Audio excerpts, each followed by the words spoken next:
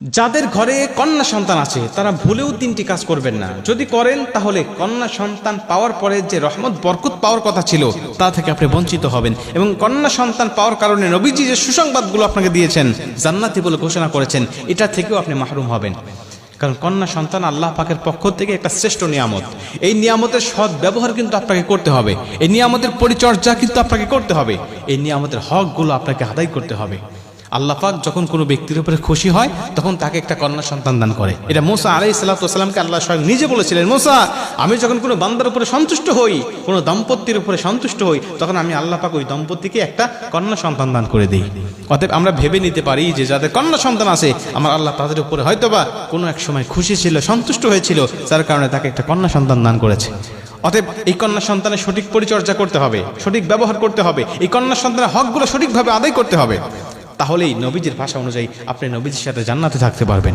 এক নম্বরে, এই কন্যা সন্তানকে আপনি ছোট্টবেলা থেকে আদব শিক্ষা দিতে হবে। এই সন্তানকে কখনো কোনো কন্যা সন্তানকে পরপুরুষের কোলে দিবেন না, পরপুরুষের কোলে দিবেন না। হ্যাঁ, একেবারে নবজাত কন্যার কথা ভিন্ন, কেবল জন্মগ্রহণ করেছে, খুশিতে আনন্দে অনেক আত্মীয়রা আছে তারা কোলে নিতে চায়, হ্যাঁ তারা নিক, সমস্যা নেই। কিন্তু এই কন্যা সন্তানের বয়স যখন 3 বছর 4 বছর 5 বছর হয়ে যাবে, তখন এই কন্যা সন্তান যখন বোঝা শিখে যাবে, বুদ্ধি হয়ে যাবে, তখন আপনি কোনো পরপুরুষের কোলে দিবেন না।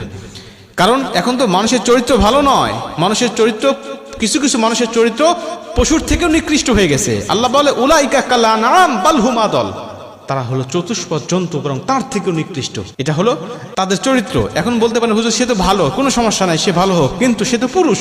আপনি ওই মহিলাকে, আপনার মেয়েটাকে তার কোলে দেওয়ার কারণে আপনার মেয়ে লাজুকতা ভুলে যাবে, লজ্জা ভুলে যাবে, সে শরমহীন হয়ে যাবে। এরকমভাবে আস্তে আস্তে চলতে থাকলে লজ্জা শরম সে শিখবে না। অতএব ছোট্টবেলা থেকে তাকে লজ্জা শিক্ষা দিতে হবে, শরম শিক্ষা দিতে হবে। কারণ আল হায়াউ শু'বাতুম মিনাল ঈমান, নবীজি বলে লজ্জা শরম হলো ঈমানের অঙ্গ।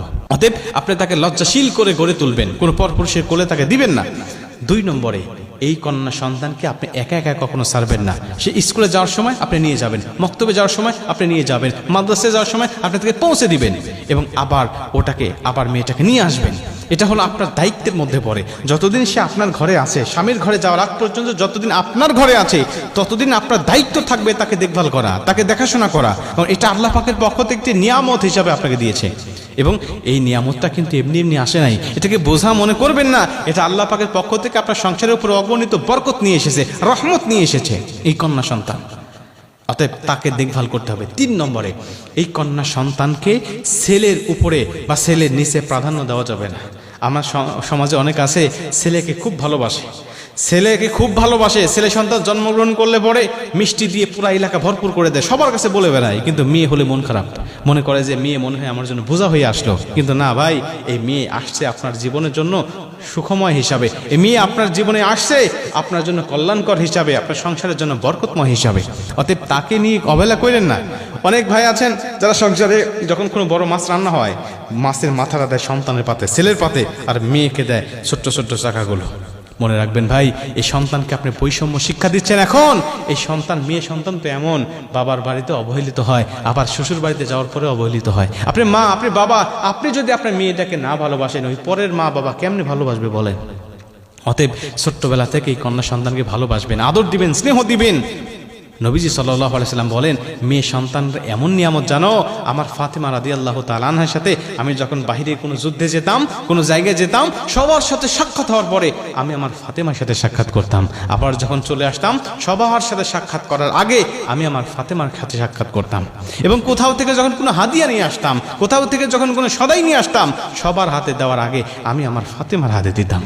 অতএব নবীজি শিক্ষা দিয়েছেন কন্যা সন্তানের সাথে কিভাবে ব্যবহার করতে হয়। জাহিলিয়াতের যুগে জীবন্ত কন্যাকে যখন দাফন করা হতো, নবীজি তখন এই কন্যা সন্তানদের মর্যাদা দিয়েছে। অতএব আমি উম্মত হিসাবে অবশ্যই আমার কন্যা সন্তানকে আমি মর্যাদা দিব, কন্যা সন্তানকে আমি ভালোবাসবো। আমার আল্লাহ আমার জীবনটাকে আরো সুখময়, শান্তিময় করে দেবে।